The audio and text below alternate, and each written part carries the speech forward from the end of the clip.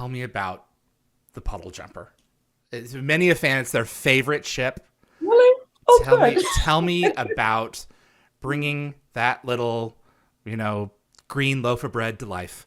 That Well, the was my shape, first instinct when I saw it. It's like, is that a loaf of bread shape, flying through the gate?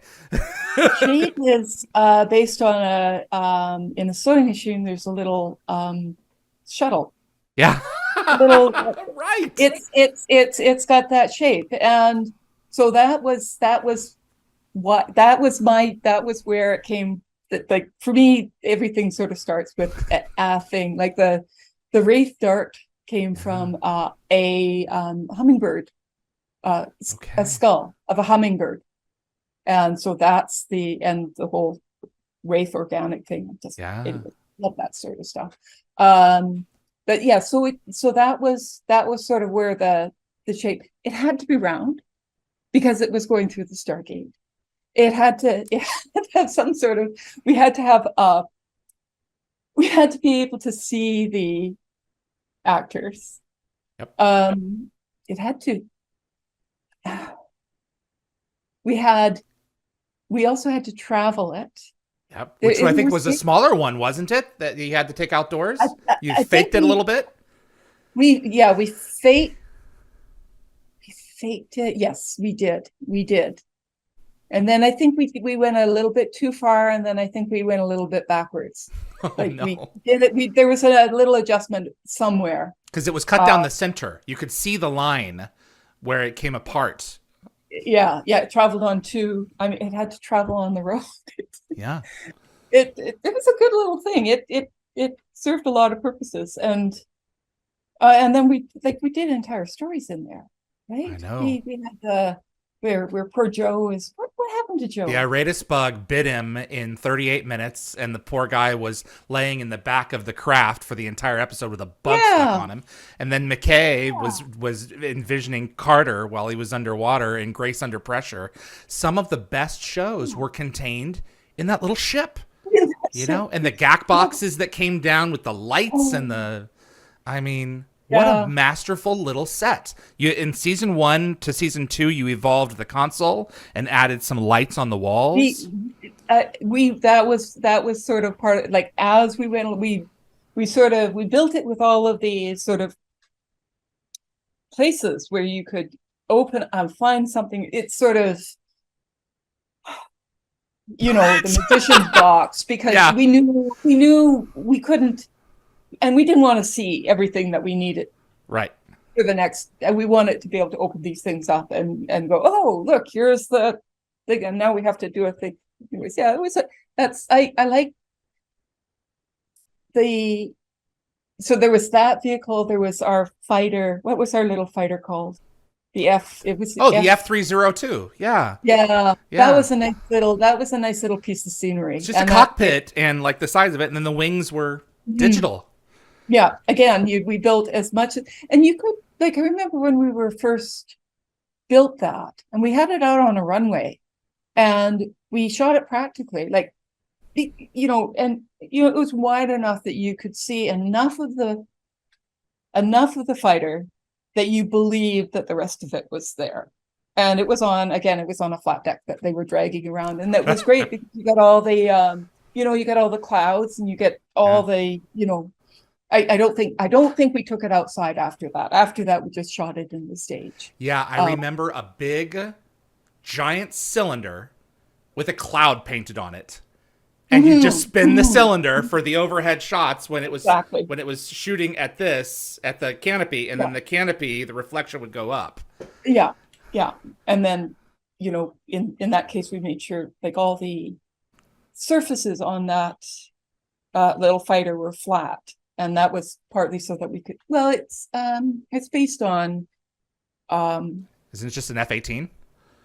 no, it's based on there's a stealth a Okay. stealth fighter that has all the flat planes. Oh, I know what you're talking about. Um, yeah, so that's sort of where that sort of started from, and It's the Nighthawk.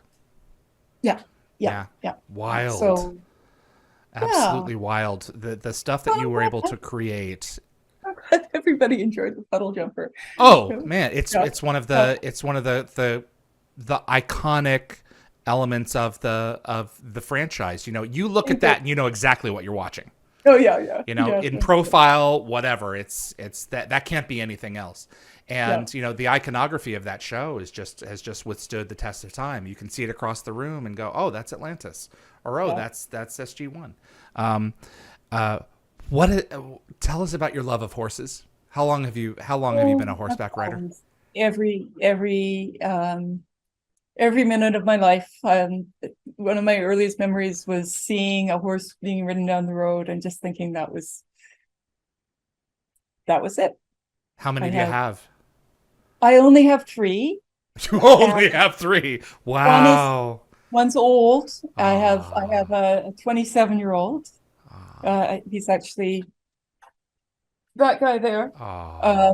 And I have two brothers, or they're half brothers. So one's 4 and one's 12. So the 4-year-old is just being trained right now. I'm doing that. That's what I'm doing in my time off.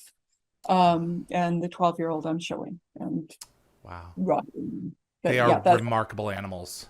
they are. They Yeah. are. It's Yeah. When it, you very special. when you start to think about what you're doing with them, it sort of becomes kind of like, well, that doesn't seem like a good idea, but that's sort of, if you think about too many things too much, it never seems Well, such a good idea. it's it's a good juxtaposition for you because you know you can spend all your time creatively on developing these amazing series and just the little facets of all of them. There's this great picture of you just in front of an ancient facade with the cuneiform look and just bringing these things to life, and then you can go outside and go on a run Yeah, with your yeah, babies, and it's yeah. just that's great. So, Bridget, I am thrilled to have had this time to talk with you. I'd Great. love to have you back at some point in the future to discuss more little details. You are a wealth of knowledge. The work that you guys have created is appreciated so much by Oh, by continuing generations of people who are continuing to watch and find the show, find this show. There's a little bit of immortality there, you know. yeah. Well, thank you. It was quite the journey. It was an incredible experience, and I've been really fortunate to work with, like with Brad and Jonathan Mm-hmm. and Robert and John. Um, like they put such a good team together. Mm-hmm. Joseph It, Malazzi, Paul Mully. These guys are, I oh yeah, mean, they're amazing. So they are and amazing, there's a and reason that they're hard to get a hold of because they're always busy. So their work is being that, appreciated. yeah, exactly right. Hey everyone, it's David. Hope you're enjoying the clips during the break. We will be returning in the spring. In the meantime, are you good with English? Are you one of those people who take pride in your grasp of it? Well, we have a great team over here transcribing the backed catalog of Stargate interviews and have dozens more to go. If you're interested in joining me and a small Stargate diehard community looking to preserve the stories brought to Dial the Gate into text form, then please email me at dialthegateshow@gmail.com. There's a little something in it for you, and you'll be helping to pass along the stories to future generations of fans who have yet to discover the show. Thanks so much for watching Dial the Gate.